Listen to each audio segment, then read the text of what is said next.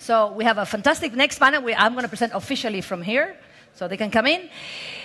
All kinds of new gadgets and devices are becoming increasingly embedded in our everyday lives, including in our kitchens, we just saw. Nowadays, with the appropriate technology, it's possible to program your oven to have your dinner ready for you when you come home from work, or control the stove through your iPhone. The kitchen, more than any other room in the house, has been the place to find futuristic gadgets aimed at making life easier. Or is it? To talk about this, we have a great panel and a great moderator. He's a retailer expert with over 13 years' experience as CEO of the Eat Out Group, a leading casual restoration company, owner of several brands we all know, Pans & Company, Fresco, etc. Now he is a board advisor in several companies as Home Meal, Nostrum, Enrique Tomás, and the European Food Service Summit. He is also an associate professor and lectures at the SADE Business School. Check the internet because this is extremely long. So, let's welcome him. He's Ignasi, Ferrer, and his panel. Welcome. Everybody go through the... Thank you. Lisa, yeah, come on board. Come on. He's going to present them to you. But we have Lynette Kucsma, Javier Morillas, and Isabel Hoffmann, of course. Okay, good afternoon, everybody. Thanks for inviting us to this panel. Now we're going to talk about the future of the kitchen and food gadgets. So we're going to continue what we just saw half an hour ago about economics, what Marius Robles introduced. So it's a kind of moving into the future, moving into kind of science fiction world. But it's not. So I'm very pleased to have here with me a great panel, which is made of Lynette Kucsma. She is the co-founder and chief marketing officer of Natural Machines. Thanks for coming, Lynette. We also have Isabel Hoffmann. I'm going to ask them to introduce themselves a little bit more later. Isabel Hoffmann, she's the co-founder and CEO of TellSpec. And then we have Javier Morillas on the right-hand side, your left-hand side, which is a co-founder and CEO of Niwa. So talking about the future of food, what I would like to get straight ahead into the point, I would like to ask you all, and please, let's go from right to left, and then we move in the different direction. From the perspective of the companies you have created and you are running, what are you bringing into the equation on this scenario in terms of future stuff for kitchens and gadgets on food? Share with the rest of the audience, what are you bringing into this scenario? Hi. Isabel. I'm Isabel Hoffmann, and I'm the founder, actually, not co-founder, of TellSpec. And I actually brought TellSpec here with me. It's hardly called a gadget because it's actually a near-infrared spectrometer. So for those of you that know a little bit about physics, this is a machine that used to be this size and cost $45,000, $65,000 that we managed to miniaturize with the same spectral range. And what TellSpec does, it essentially reads the organic molecules of whatever it scans. And our patent technology for interpretation of that spectrum is based on food. So we're able to, from the spectrum, derive information such as total sugars, type of sugar, acidity, calories, age of the meat, and so on. And in particular, we have done a project with a very large kitchen appliance group out of Korea. And the question that they had was, we started working with them to integrate this inside a kitchen appliance. And there's been a lot of discussions in what appliance this goes into. There's some difficulties with this because, heat and cool cannot go inside the oven, should not go inside the micro oven, and so on. But imagine this in your kitchen now, and imagine what we could do with it. First of all, you'll be able to scan, say it's in a fridge door. You'll be able to scan the door, scan the plate, have exactly the calories, the macronutrients, fats, proteins, and carbohydrates, have information about the food you're eating at a molecular level, and have knowledge whether or not this food is contaminated, or this food is adulterated, or this food is old.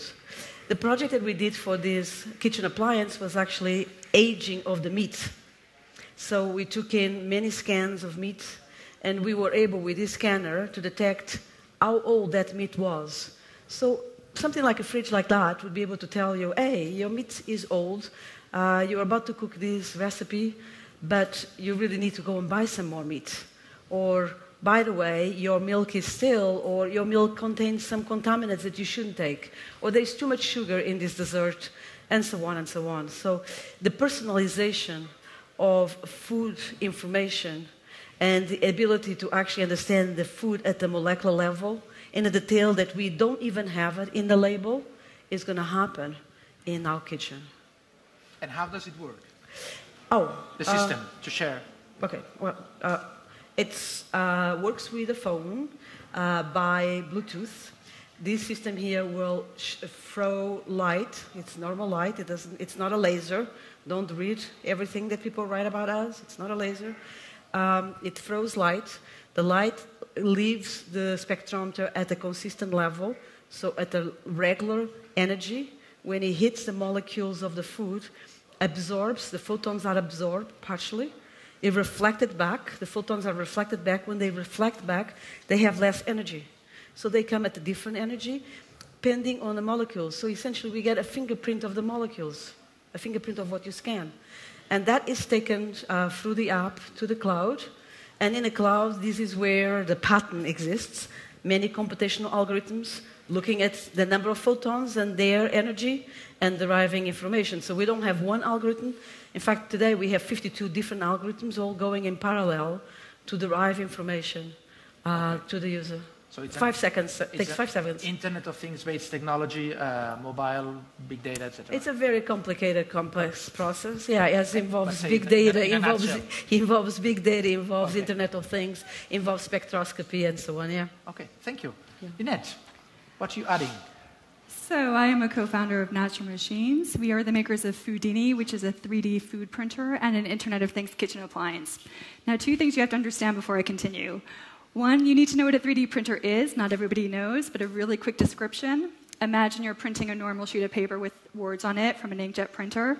Now imagine that sheet of paper gets stuck in your printer, and it keeps printing the same word over and over again until the ink builds up, and you get a 3-dimensional word, a 3-dimensional product. That's what we're doing, except instead of with ink, we're actually using food. We use fresh, real food. And before you think anything negative about 3D printed food, because it does, at times, bring up negative connotations, let me put your fears to rest. Because if you eat anything from a food manufacturer, something that you buy packaged from a supermarket, for example, you're already eating 3D printed food. Because what a food manufacturer does is they take food, they push it through machines, they shape it, and they form it. We've taken that exact same concept and we've shrunk it down to a design kitchen appliance that sits on your kitchen counter. But the big difference is that we ship with empty food capsules. So we allow you to print with your own fresh, real ingredients. So it's real food, just 3D print it, which is what you're eating now if you eat anything from a supermarket.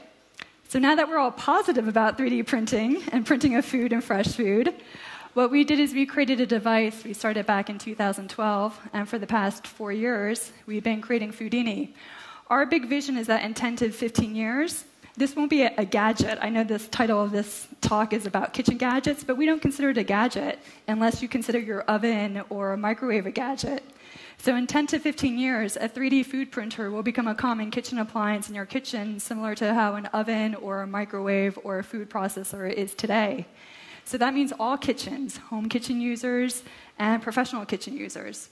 So right now we're targeting the professionals, which is not an unusual strategy for new kitchen appliances. There's been many devices that were first used in professional markets that became standard, and consumers like microwaves, like sous vide devices, like food processors.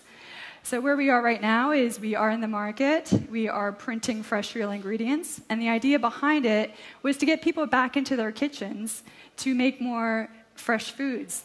We have big macro trends right now where people are getting more into organics and farm-to-fork tracking and understanding where your ingredients are and what's in your foods. But we're also a society that's really busy. We don't have time to cook. Pre-industrial age, we used to spend 7 hours doing it, making all our snacks and meals. Who has time for that? I certainly don't. So what we did is we tried to bring that manufacturing device into your kitchens, so you become the manufacturer, which is the premise of all 3D printers. So you come back into your kitchens, start making your own foods with fresh, real ingredients, and you know exactly what's in everything. Just one other quick note on the IoT side of the house. What we do with that is there's a lot of fun things you can do with that. There's a lot of things you can do with data. So as an example, all my sensors and capsules are computer chipped. So I know what you're printing. So when you're printing a dessert, for an example, Foodini can stop printing it when it hits 200 calories, for example. Or you can start doing things like integrating into Fitbits. So you have all this data floating around. We need to kind of consolidate it and use it better. So if my Fitbit knows I went for a 10K run this morning, which I didn't, I had to get on the train to come over here, but I could actually print a breakfast bar that's customized to my personal needs at that time because your wearables are going to start getting smarter. So it's all about customization and fresh foods. Thank you, Lynette. Javier, Yeah, doing something absolutely different. Yeah, I'm the different one here. So I'm the founder of Niwa, and Niwa is a platform to enable everyone to grow food at home. Something is wrong with my mic? No. Okay. So we believe that our global centralized food production system is unsustainable. For example, yes, a tomato in general needs to travel on average 2,000 kilometers before reaching to the final consumer. So today, there are many cities where finding high-quality vegetables is not easy at all. It's or very expensive or maybe even impossible to find it. So essentially what we want to do is that we want to enable everyone to be able to grow their own food. We want to bring the production of the food back to the control of the consumer, all right? So we believe in hyper-local production. Actually, urban farming is growing really fast, as everyone knows probably. So we've developed a technology that deals with all the complexity of growing food, because many people is trying to grow food themselves. Maybe you tried, but many people is failing to. Maybe you failed. And that's because people doesn't have knowledge, doesn't have time, or even they don't have the proper conditions to grow food. So we're from Morillas, which is one of the main hubs for agriculture in the world. And what we want to do is that we want to collect all the knowledge and experience we have there for decades, and we want to make the technology available for everyone in an easy format, right? So that's why we've developed Niwa. Niwa is a hardware and software platform, but the core of our technology is not the hardware, which is pretty simple, but the software, right? So our software is based in machine learning. We're collecting data from the sensors of our growing systems, plus we're collecting the behavior of the users. This way, using this data, we can improve the growing algorithms, and the result is that we can maximize the performance and the chances of succeed, all right? Because also, urban space is very limited, so we need technology to maximize the performance of that tiny space. So from the user point of view, the functionality is very simple. There is an app. You tell the app what you want to grow, and then the micro greenhouse will connect to the internet easily and will download prepared settings for your crop. So it will create the perfect environment for your plants. That easy. Thank you. So here we are, already in our kitchens. Can you imagine? We are producing our lettuce and our tomatoes. We are doing our own, let's say, pizza, for example, or macaroni with fresh stuff. We are doing from ourselves. Maybe with the tomatoes, we are growing with Javier's stuff, and making sure that this piece of meat that we bought is in great shape. That's real life now. That's what we just, Marius mentioned, the first way of economics. But now let's move into the second way of the economics. Let's look ahead. And as you've seen, we are having three different approaches of technology. On the one hand side, we're working on Internet of Things and cloud-based information, let's say to simplify it. We are working on 3D printing personalized, and we are working, talking about vertical integration and mobile and technology, let's say, closer to the earth.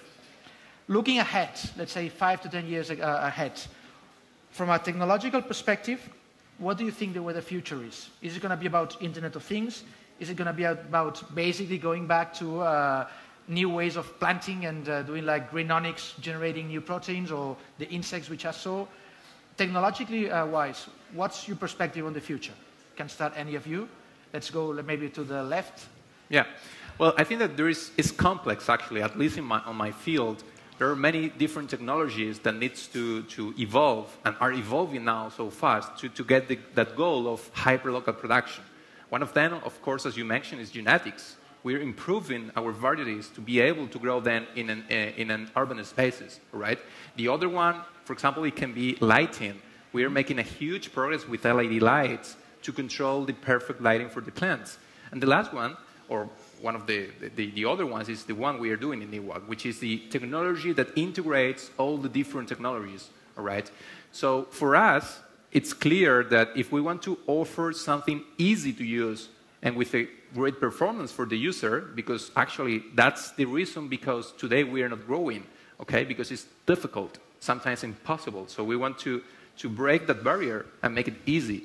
So for us, learning is everything. Collecting data from everyone, observing the behavior of the users and the consumers, and learning from them in a way that we can apply new algorithms with the best performance for anyone in any condition is the future. So essentially for us, collecting data, okay, and using that data to control the growing systems through of course, the Internet of Things. They are the two main tools that we will use in the future. So you would say, let's say, big data and Internet of Things will be your betting for the future. Yeah, of course. What are your thoughts about it, Lynette? So I think sometimes when people think about the future and 3D printing in general, people think Star Trek, Replicator, things automatically appearing like magic. I don't think it's going to be like that in 10 to 15 years. I think what you're going to see is technology is going to come in and just help us and make things more efficient. And in order for it to work, it can't be too 180 degrees different. Sometimes people think with 3D food printing that it's going to be food that we won't even recognize as foods that we eat today. But can 3D food printing do fancy things and do different shapes and different presentations? Of course it can. But I ask you to think about the boring shapes. Think about square crackers. That's more two-dimensional, but you can still do it with a 3D printer. So why would you do that? Because when you buy crackers, they have a lot of palm oils, a lot of salts, things that aren't too healthy. So you can actually make that dough yourself and print individual crackers. And in the future, they will come out of the 3D food printer cooked and ready to eat. I can tell you that because we're already working on that device. So it's real technology, it's coming. But I think with everything we're talking about today, it is kind of the kitchen of the future between the three of us. And I think what's important is they have to be technologies that work together. So as an example, there's a lot of talk about IoT. IoT is a big buzzword. We deal with IoT as well. But I think it has to start working together with other things like the Fitbit, like the gardens that are going to tell you when your crops are ready, because that's when data becomes useful. Think about your apps that you have today, like all these data entry apps where you can track calories of how much you're eating. But they're not that great. Why not? Because you have to enter the data. You go out to lunch today at this event. Do you know what you ate, really? Maybe if you had this device, you could, if it actually counts your calories as to what's on your plate, but we don't have that yet. So you're entering a salad or a burger or a pizza. Yeah, see, we can use it today. It does exist today, but we don't all have it yet. Start selling it to us. Just giving it to you. So when that comes into place, that's when it's easy, because it's passive. So think about things like when your Fitbit pulls in data into your counting calories and what have you. It's passive data that's reliable. That's the other thing, it's reliable data. And once you start having these things work together, that's when it starts becoming very useful. And again, it's always in your control. I think there's a little bit of a fear factor about privacy and IoT, and we talk a lot about data. I can say from my company's perspective, it's always opt-in. You can opt in to have the machine recognize what you're printing, or when you're downloading recipes, tracking your calories. But we think you will opt in, not because we want to spy on you, we don't. It's because the benefit you will get to opting in is of high value. And that's what's important with IoT. Is it high value that you can print a dinner that stops printing when it hits 400 calories? Is it a high value you can print a customized breakfast bar that ups your vitamin K levels if you're deficient because your wearable said you are? That's high value, and that's why you're going to want to start sharing data. So for me, the big bets on the future with consumer, it is about IoT, but more importantly, it's about that data working together to make that data really valuable and seamless so that it's reliable. Thank you. Well, for me, the future, I don't know, first of all, you didn't qualify the future. You didn't say 2 years, 3 years, 10 years. 5 years from now. 5 years. Second wave of economics. Okay. Well, the mission for TellSpec is actually to bring food security to the world, not specifically to those people that can afford 3D printers or fancy growers in their kitchen. We have a real serious problem in our world, and the disadvantaged countries have it worse than we do, but we have it. Our food is contaminated with all sorts of things, from resins to plastics to aflatoxins to things that are truly affecting our health. And the incidence of cancer and neurologic diseases continue to grow. And it's not acceptable that we have today many scientific research linking pesticides to neurological diseases. And we have in Europe and in North America the following statistics, that 1 in 4 North American or Europeans at the age of 65 will have a neurological disorder. Now, that is not acceptable. And we know that this is the predominant epigenetic effect that happens in our triggers for our genes is actually the food we eat. So I'm hoping that technology is not just for the sake of technology, but that we actually innovate to better our world, to make that change that we want in the world, like Gandhi would say. So the change I would like to see in the world in 5 years is that most of us would be educated in what exactly the ingredients are to start with, because we don't know. We still think that we should lose weight by counting calories. We still think that cardiovascular diseases are better not to eat butter and eat margarine. We still do not understand that there are good fats and bad fats. We think that our governments can protect us from the food contamination that exists in China or in India. These are all false assumptions. And so what I would hope is that with this Internet of Things, that we really start understanding the ingredients that potentially can be in our food, what they are, because they certainly don't show up in labels, what they are, and how they trigger our predisposition, genetic predisposition for diseases. That to me is probably the most important thing. So this means that devices like this have to be outside of the kitchen and in the kitchen, and they have to be in phones.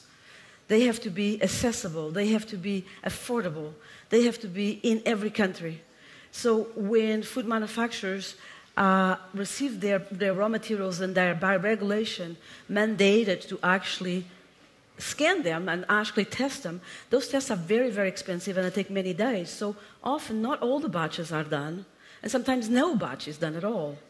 So, and we don't have enough inspectors in the European Union or in North America or in Canada that can actually track that, because we have huge amount of people growing and huge amount of food happening to feed these people. So we need to rethink food. We need to rethink food as food being nutritional for us, food being something that is going to better our health.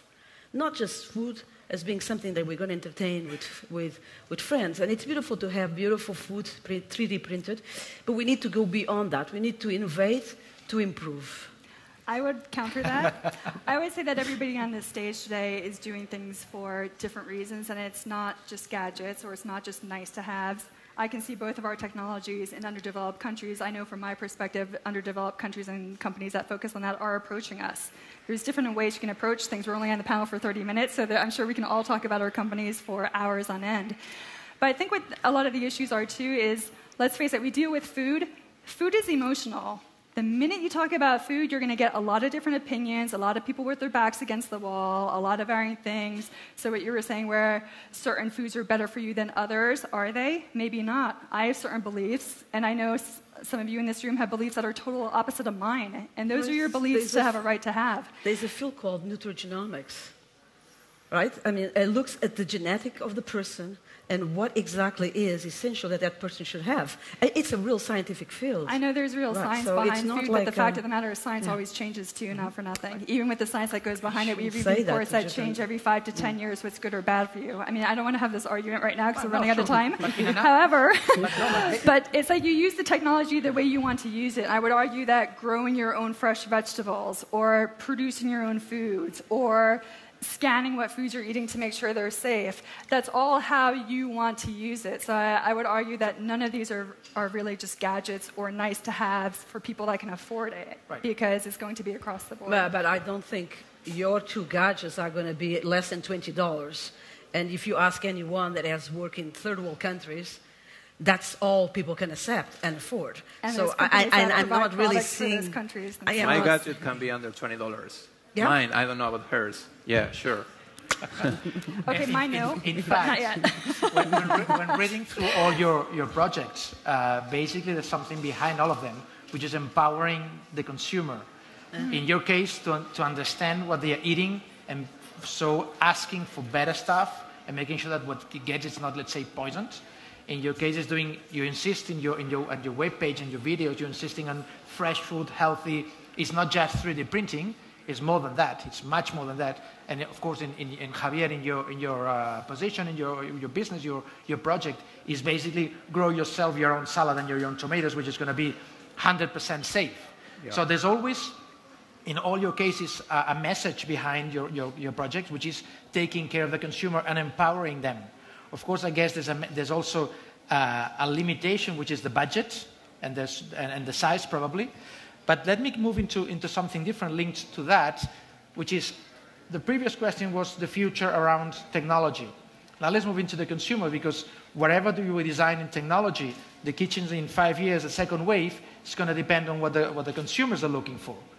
From your perspective, and moving ahead of these empowerments or the making sure that they take care of themselves, what do you think is going to be the mainstreams or the main needs of the consumers for the coming years, let's say 5 years from now, that will drive your newest innovations in your companies? Of course, don't tell us, don't share with us what you want. You can share with us all your secrets. That's really nice. But I'm not expecting that. But what would be your ideas of what would be the trends to follow and more important to follow in the next wave of economics? I think that really depends where we're talking about, which consumer. Okay? Sorry, we have 3 minutes. Okay, so I'm going to be 1 minute per One minute per person. Okay, so the North American consumer will want to continue to count calories, measure carbohydrates, track their fats, track their intake, because we have an obesity society. But the Chinese society is not going to do that. The Chinese society is going to want to know what is in their food. Is it contaminated with melamine? Does it have a certain ingredient that is very dangerous? So it really depends on who we're talking about. Okay. Very likely, probably, the African society will want to see if their water is contaminated, or if E. coli is in their meat, which is one of the biggest problems we have there. So it depends on the different societies in the world. So obesity, origin, water. I think it's people wanting to know more about what's in their food, not just reading food labels, half of which you can't understand because they're chemical-sounding ingredient names or E numbers, but really having the power to get we talk about control and knowing what's in your food and knowledge. So it's really getting that back together. I also think you're going to see a mashup of kitchen appliances in the future. Real estate in kitchens is tough. You know, a lot of our kitchens aren't that big. A lot of us live in cities, or we just don't have huge kitchens.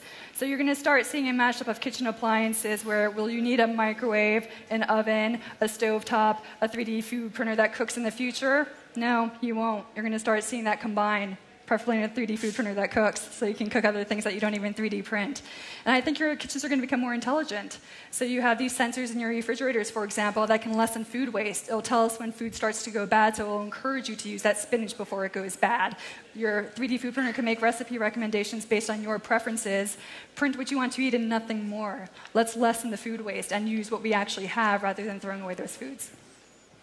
Well, I think that first we're facing a huge problem. So beside our free, fantastic products, we will need many tools, much more tools to solve these problems. All right.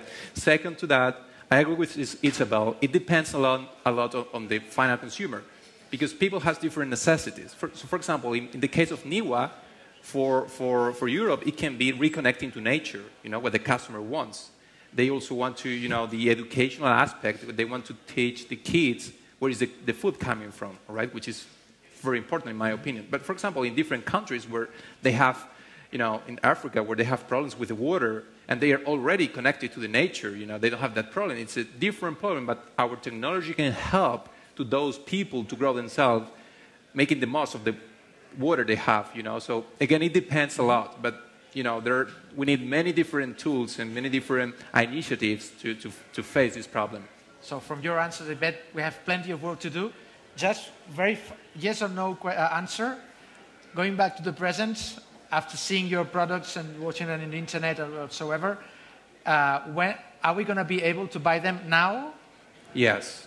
So we can buy them in you mean today or in tomorrow? Few months? In few months. In few months. Yeah, you can pre-order now. We can pre-order yours? Can we pre-order 3D printing? You can buy it now. It's available. We're in manufacturing. Okay, so we can put it in the kitchen. Can we buy it now and put it in the kitchen? It's expensive, but you can buy it now. I thought it was $20. No, well, I didn't say that. As you can see, we can already move ahead from our microwave oven and get some great new stuff. Thanks a lot for coming. Hope you enjoyed it. Thank you. Thank you. Good afternoon. Thank you, everybody.